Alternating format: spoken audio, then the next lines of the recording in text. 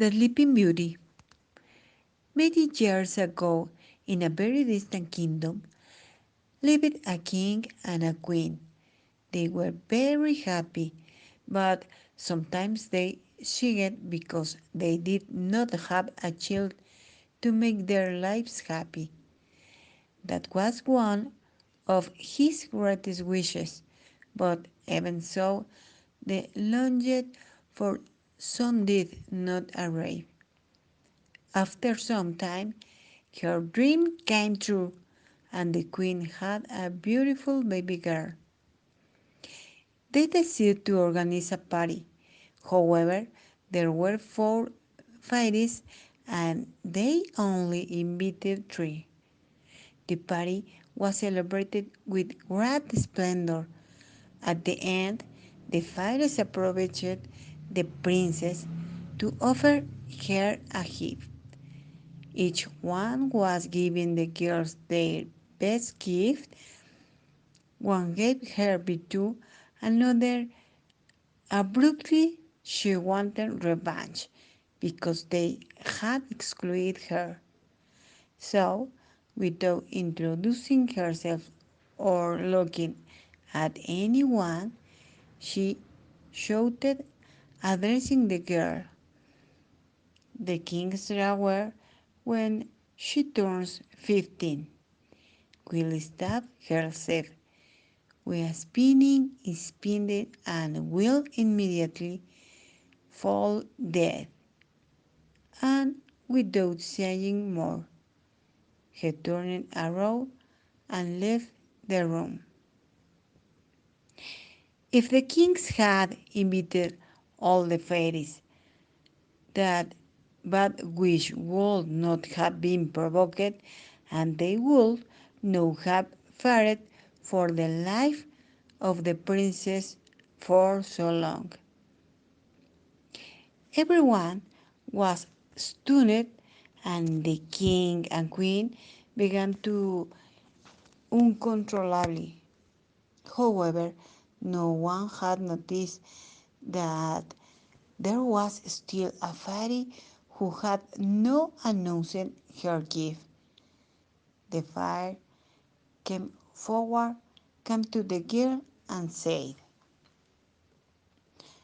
"I can't remove the text, but I can do something to help.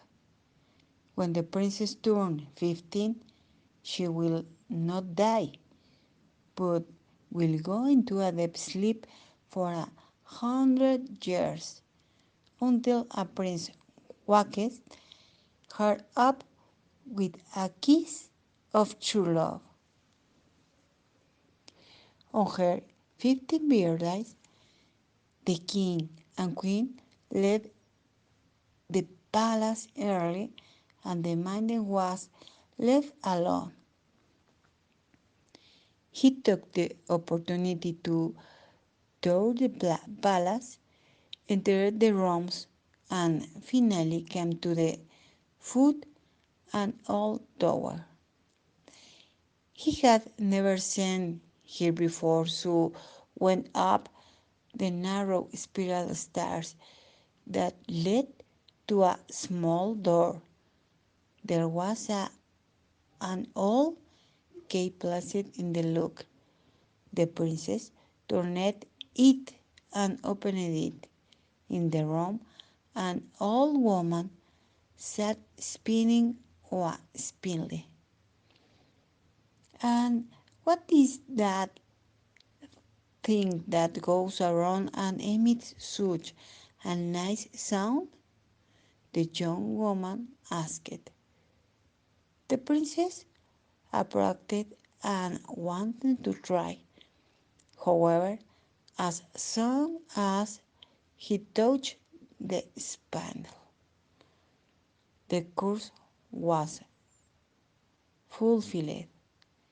He picked his finger and fell to the ground.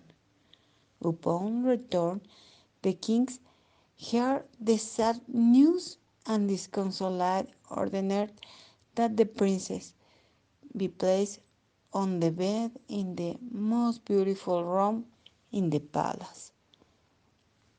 If the king's hands left the princess alone,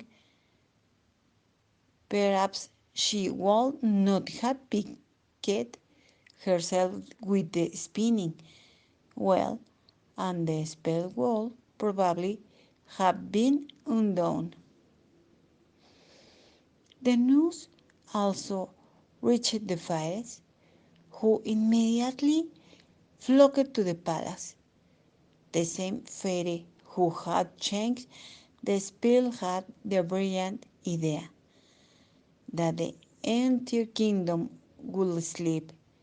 So when the princess woke up, she would not be alone.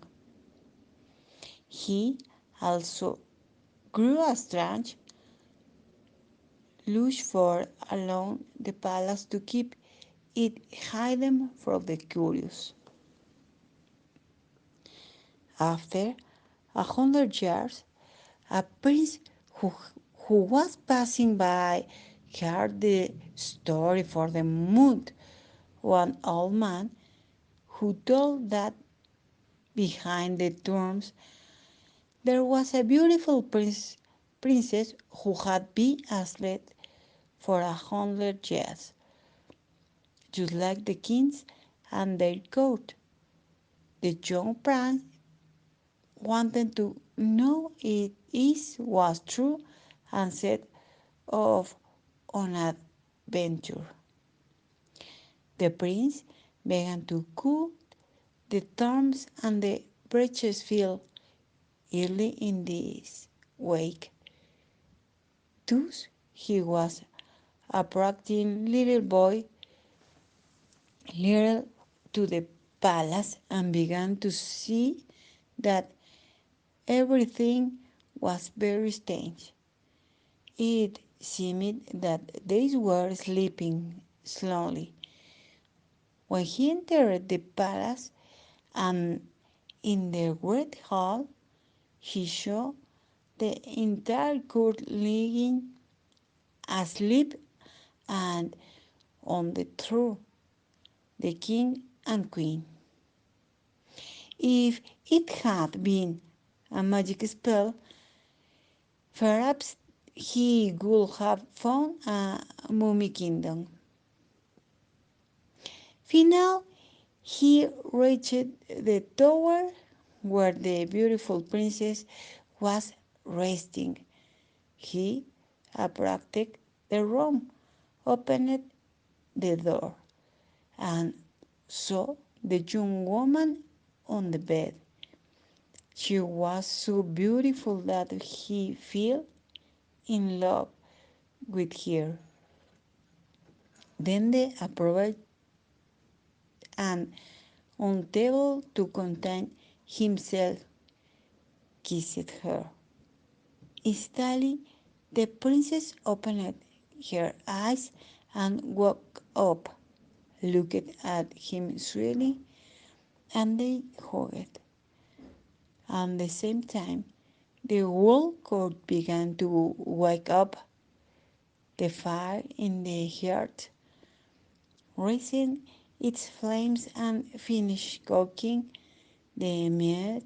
The cook finished scolding his assistant, and the maid collapsed the hen, leaving it ready for cooking.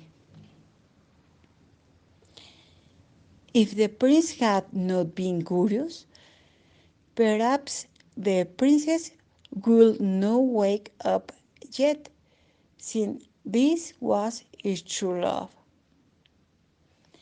The princess appeared before the kings, who happily hugged their dragon, and days later they celebrate the wedding of the prince and the princess, to which the fairies were invited, and so they lived very happy.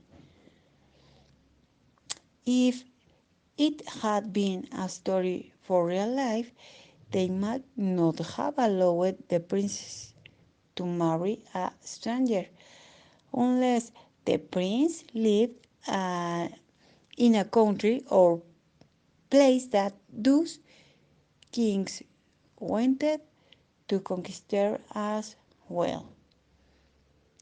The end.